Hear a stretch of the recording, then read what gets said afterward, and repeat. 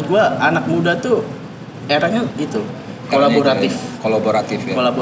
Muncul era gua rasain memang anak-anak muda itu lebih cepat untuk nyari jaringnya gitu. Podcast Aca Ucu Ina Inu, obrolan santai sambil minum kopi. Yeah. Oke bro, ketemu lagi dengan gua Kiki Nates dalam Aca Ucu Ina Inu. Gua lagi sama brother gua nih ya. Yoi. Yongki, apa kabar Yongki? Baik banget. Gua dengar lu udah sukses sekarang ya. Waduh, masih menuju sukses. Sebagai programmer ya kan. Gimana Yongki? Apa yang sekarang lu lakuin? Gua sekarang masih sama sih, masih berkecimpung dan baru memulai di dunia developer digital gitu kan. Karena gua merasa nih era sekarang tuh eranya digital gitu, dan menurut gua wah ini dunia yang menarik nih. Bayangin kita bisa ngelakuin banyak hal, belajar dari banyak banget, dan potensi-potensinya masih sangat terbuka sih. Ya karena teknologi ke depan pasti arahnya ke situ ya. Pasti kita di era informasi 4.0, IoT, nah itu yang gua punya interest banget nih gitu. Iya. Kenapa lu tertarik dengan itu, Bro? Karena kan pasti kan persaingan juga di ranah itu juga tinggi ya. Tinggi. Gimana cara lu nih, strategi lu supaya lu bisa dipercaya orang nih, selain dari relasi lah ya. Apa yang lu lakukan, mungkin apa lu bikin karya, sesuatu yang mungkin suatu hal yang bisa meyakinkan orang, oh Yongki ini loh, mungkin ada sebuah karya yang bonafik gitu ya, yang sehingga orang tertarik ngajak lu karena lu masih muda, belum merek kan lu ya? Belum. Masih muda banget. Oke ya, buat cewek-cewek tuh. Agak. Udah ada. Oke. Gimana? Apa yang meyakinkan orang bahwa mau pakai jasa lu? Konsep. Bagaimana? Konsep seperti apa yang di era sekarang tuh kita udah gak lagi bicara tentang bagaimana melayani. Oke. Tapi muncul suatu hal baru di mana kita menjual konsep. Menjual konsep.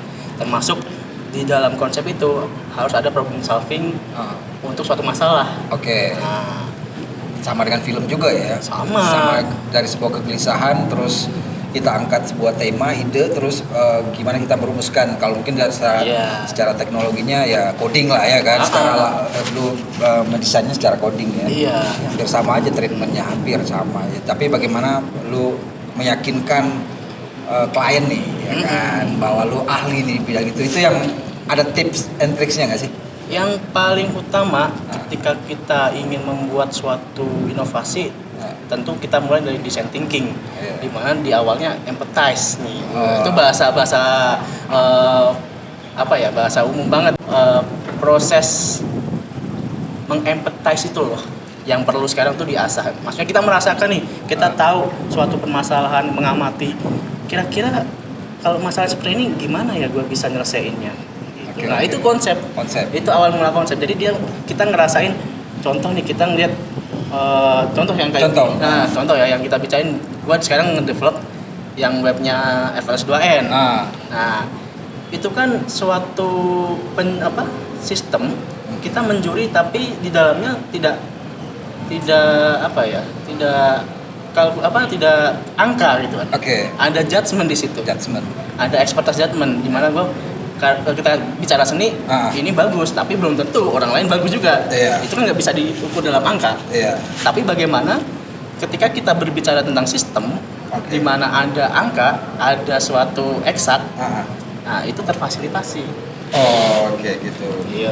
Terus pasti kan bagus menurut lu belum tentu bagus juga menurut orang ya kan. Betul. Lu juga terima saran-saran itu juga untuk menyempurnakan konsep lu yang pernah menyempurnakan konsep yang udah lu develop gitu kan. Artinya kan tetap lu kembaliin uji coba gitu pasti. Iya. Itu seperti apa lu menanggapi orang-orang yang memberikan masukan ke lu lah, konsep lu lah, untuk bukannya berarti merubah konsep lu, tapi mungkin ada sebuah hal yang Yongki ini masalah praktis aja misalnya kayak gitu ya, ketika lu membuat sebuah developing aplikasi gitu ya, jadi orang merasa ribet dengan shortcut yang lu bikin gitu, nggak simple gitu. Itu Gimana lu menanggapi hal itu? Itu termasuk dalam proses user experience, research. Ya kan, kita meresearch, kita mendengarkan, kita banyak-banyak mendengarkan bagaimana sih users itu menggunakan suatu aplikasi, habitnya bagaimana aja, interaksi di dalamnya tuh misalnya saya lebih suka seperti ini, ngeklik di sini dan saya nggak mau kalau ini ada di dalam sini. Nah itu kita gali terus dan kita dengarkan, coba kita bahasakan, oh ini kayaknya bisa nih diterapin. Ya kan, karena proses user experience kan itu kan, dimana kita mendengarkan, lalu kita mengidiot, lalu kita aplikasikan. Oh gitu ya. Menarik juga ya seorang coding itu ya. Kalau biasanya lu ngerjain satu project gitu ya, anggap aja project ini agak simple, tapi lu berapa lama sih ngerjain itu? Kalau itu sampai dia fix gitu. Kalau fix sih pasti memakan waktu sih, karena kan tentu kita bekerja yang ya tergantung berat beban dan SDM yang kita atur gitu kan. Ya, biasanya berapa tim sih lo yang ngerjain itu? Maksudnya bukan tim. Berapa orang sih ngerjain development? Tergantung kerumitan? Tergantung kerumitan. Itu kira-kira minimal berapa orang tuh kalau yang? Ya kalau itu ada front end, back end, perancangan database, lalu juga ada quality assurance juga, quality control, lalu admin. Iya itu. Jadi mungkin 5 orang sampai tim ya. Banyak juga ya Yongki ya? Iya. Sama dong kayak film dong. Iya. Teamwork ya. Teamwork. Saling mendukung. Itu iya. Pengerjaan itu juga termasuk logo apa atau? Kalau logo kebetulan kalau yang gue garap sekarang yang Eva itu gue kan dapat visual identity-nya udah ada nih. Nah itu baru gue kembangin. Jadi gue tanya dulu, ini udah ada belum kebakuannya? Misalkan visual identity-nya, kalau udah ada ya udah dari situ kita kembangin gitu. Oh oke. Berarti kalau belum ada mungkin lu akan bantu gitu atau? Iya. Oh ya siap. Mantap juga ya, sebuah pekerjaan yang sedikit rumit karena ya gue sih belajar komputer itu dari tahun 2008 sih, baru aja sih kalau.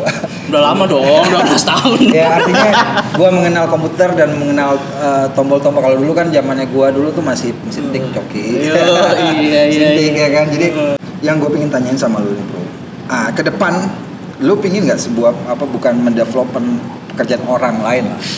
Ya, artinya lu pingin bikin karya sendiri. Iya. Ya, bikin karya sendiri yang cita-cita lu nih. Ya mungkin kita bisa lihat lah media sosial sekarang yang mungkin berkembang, atau pelayanan sosial, yang jasa sosial yang mungkin berkembang di platform digital ya, terutama di platform aplikasi store-nya segala macam. Nah itu ada nggak hal inovasi apa yang pingin kegelisahan lu ya?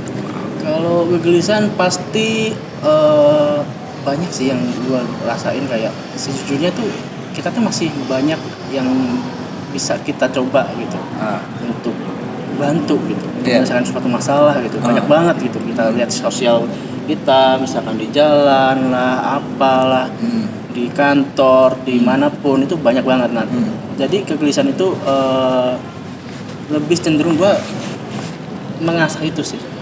Jadi gimana gue bisa melihat suatu, di situ gue harus berkarya.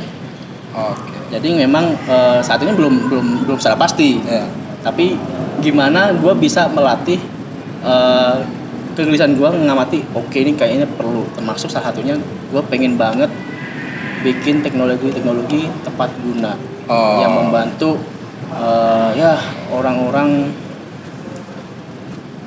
di bidang pangan sih. Bidang pangan. Isu itu menurut gue isu penting, isu strategis yang ke depan akan menjadi hal yang krusial kalau itu nggak kita bantu dari sekarang. Iya, petani-petani contohnya mungkin ya, yang petani apa yang mungkin mengedukasi bagaimana beli pupuk atau masyarakat menengah ke bawah lah ya, yang mungkin petani ya, desa ya, yang mungkin juga perlu edukasi hal ini ya.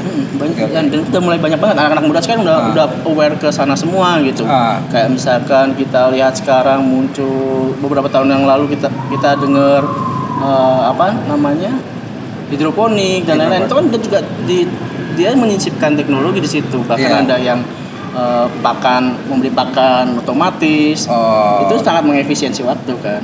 Itu sangat penting sih untuk ke depan kita. Dan banyak sih, sebenarnya banyak banget yang bisa kita jamah karena gue sih kasihan juga sih lihat petani-petani yang selama ini hasil taninya itu dia nggak bisa menjual langsung. Kan biasanya kan ada tengkulak-tengkulak yang bermain di situ. Yeah. Kan ada agensi-agensi lah ya, ada orang-orang yang mengumpulkan. Nah sekarang bisa saja kan suatu saat nanti ketika lo bikin itu tadi itu hasil pertanian itu langsung kepada konsumennya, ya kan? Dan nilainya juga bukan lagi 1.000 tapi udah 10.000 kan, gitu. Itu kan jadi bisa mensejahterakan petani kan ya.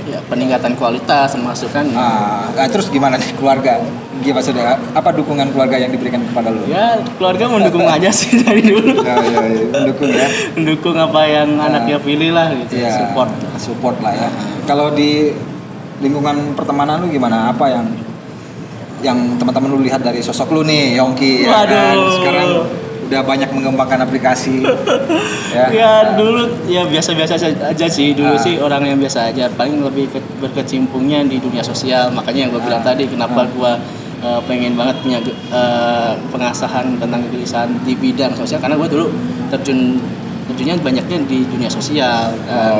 Sekarang gue masuk di dunia digital, wah ini kayaknya kalau misalkan kita bisa teknologi tepat guna ya masuk. Dan teman-teman gue mendukung banyak sih yang kayak contoh gue butuh apa gitu kan untuk dibantu, gue bilang banyak yang mau bantu lo ya dengan kesulitan lo ya, mungkin yang masalah coding segala macam pasti kan nggak lo pasti punya problem juga kan, masalah coding kan tidak sempurna yang pernah lu dapatkan zaman sekolah kan, karena ada pembaharuan terus kan, dan disitulah menurut gue anak muda tuh eranya itu kolaboratif ya.